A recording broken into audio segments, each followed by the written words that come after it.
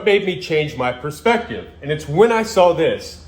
So a black person in the United States during the Jim Crow era faced second-class citizenship, disenfranchisement, barriers to voting, barriers to education, barriers to employment, and barriers to housing. Then we had the 1964 Civil Rights Act and the 1965 Voting Rights Act, which stated we could no longer do any of this. We could no longer discriminate based on race. So in 2023, what is the only group of people that we can legally discriminate against? We can legally relegate to second-class citizenship, create barriers to voting, barriers to education, barriers to employment, barriers to housing. If you answered convicted felon, you are absolutely correct. In 2023, a convicted felon is the only group of people that we can legally do all this to.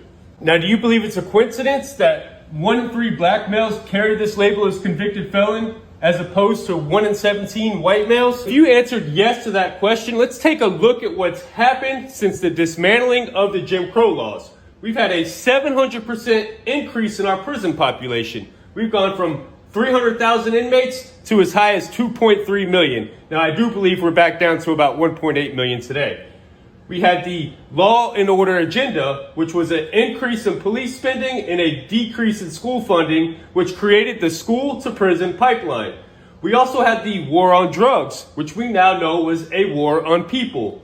We had the 1986 Anti-Drug Abuse Act, and we had the 1994 Crime Bill. Now, the 86 Anti-Drug Abuse Act differentiated between rock cocaine and powder cocaine, which we know predominantly impacted the black community. And the 94 Crime Bill created harsher sentences, lengthier sentences, and minimum mandatories.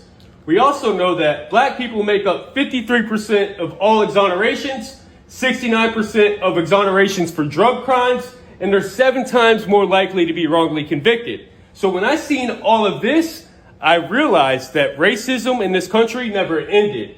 We have a systemic issue. A lot of people ask me, what